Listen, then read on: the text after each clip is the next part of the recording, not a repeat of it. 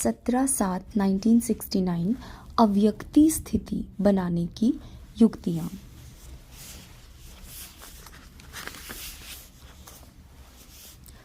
अव्यक्त स्थिति अच्छी लगती है या व्यक्त में आना अच्छा लगता है?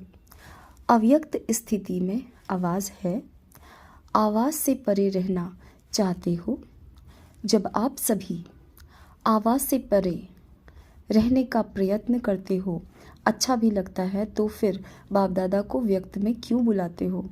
हर वक्त अव्यक्त स्थिति में रहे, उसके लिए क्या पुरुषार्थ करना है? सिर्फ एक अक्षर बताओ जिस एक अक्षर से अव्यक्त स्थिति रहे। कौन सा एक अक्षर याद रखेंगे जो अव्यक्त स्थिति बन जाए? मनसा वाचा कर्मणा तीनों ही व्यक्त में होते अव्यक्त रहें, इसके लिए एक अक्षर बताओ। आत्म अभिमानी बनना। आत्म अभिमानी अर्थात अव्यक्त स्थिति, लेकिन उस स्थिति के लिए याद क्या रखें, पुरुषार्थ क्या करें? धीरे धीरे ऐसी स्थिति सभी की हो जाएगी।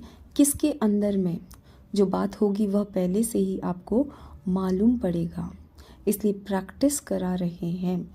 जितना जितना अव्यक्त स्थिति में स्थित होंगे, कोई मुख से बोले न बोले, लेकिन उनके अंदर का भाव पहले से ही जान लेंगे। ऐसा समय आएगा, इसलिए यह प्रैक्टिस कराते हैं। तो पहली बात पूछ रहे थे कि एक अक्षर कौन सा याद रखें? अपने को मेहमान समझना। अगर मेहमान समझेंगे तो फिर जो अंतिम संपूर्ण स्थिति का वर्णन है वह इस मेहमान बनने से होगी। अपने को मेहमान समझेंगे तो फिर व्यक्त में होते हुए भी अव्यक्त में रहेंगे। मेहमान का किसके साथ भी लगाव नहीं होता है। हम इस शरीर में भी मेहमान हैं, इस पुरानी दुनिया में भी मेहमान हैं। जब शरीर में ही मेहमान है तो शरीर से भी क्या लगन रखें? सिर्फ थोड़े समय के लिए यह शरीर काम में लाना है। यहाँ मेहमान बनेंगे तो फिर वहाँ क्या बनेंगे? जितना यहाँ मेहमान बनेंगे उतना ही फिर वहाँ विश्व का मालिक बनेंगे। इस दुनिया के मालिक नहीं हैं, इस दुनिया में हम मेहमान हैं, नई दुनिया के मालिक हैं। यह जो व्यक्त भाव में आ जाते हैं उसका कारण यही है, अपने को मेहमान नहीं समझते हैं, वस्तुओं पर भी अपना अधिकार समझते हैं, इसलिए उनमें अटैचमेंट हो जाती है। अपने को अगर मेहमान समझो तो फिर यह सभी बातें खत्म हो जाएं। अपना बैंक बैलेंस भी नोट करना है। जितना कमाते हैं उतना खाते हैं या कुछ जमा भी होता है। टोटल हिसाब निकाला है, कितना जमा किया है। उस जमा के हिसाब से खुद अपने से संतुष्ट हो नहीं तो जमा करने का और कोई समय रहा हुआ है? कितना समय है? समय भी नहीं है, संतुष्ट भी नहीं, तो फिर क्या होगा? अभी सभी को यह खास ध्यान रखना चाहिए। अपना बैलेंस बढ़ाना चाहिए। कम से कम इतना तो होना चाहिए जो खुद संतुष्ट रहें। अपनी कमाई से खुद भी संतुष्ट नहीं रहेंगे तो औरों को क्या देंगे? एक एक को कितना जमा करना है? क्या सिर्फ अपने लिए ही जमा करना है या औरों के लिए भी करना है? औरों को दान करने के लिए जमा नहीं करना है? ऐसा समय अभी आएगा जो सभी भिखारी रूप में आप लोगों से यह भीख मांगेंगे तो उन्हों को नहीं देंगे।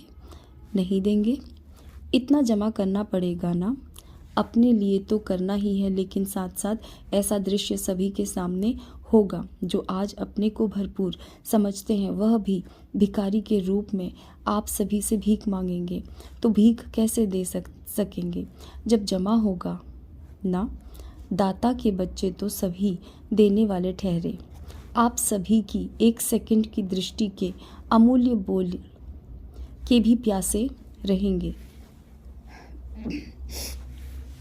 ऐसा अंतिम दृश्य अपने सामने रख पुरुषार्थ करो।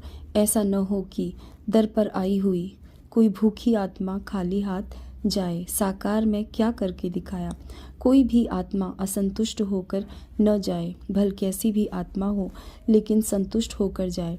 तो ऐसी बातें सोचनी चाहिए, सिर्फ अपने लिए नहीं। अभी आप रचयिता हो, आप एक एक रचयिता के पीछे फिर रचना भी है।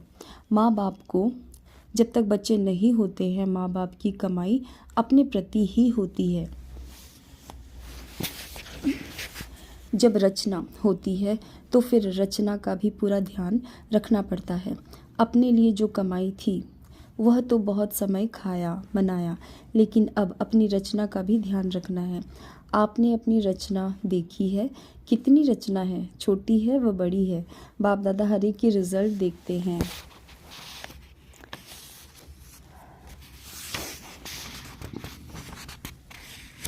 एक एक सितारे की कितनी रचना है, जितनी यहाँ रचना होगी उतना वहाँ बड़ा राज्य होगा। यहाँ कितनी रचना रची है, अपनी रचना देखी है, भविष्य को जानते हो।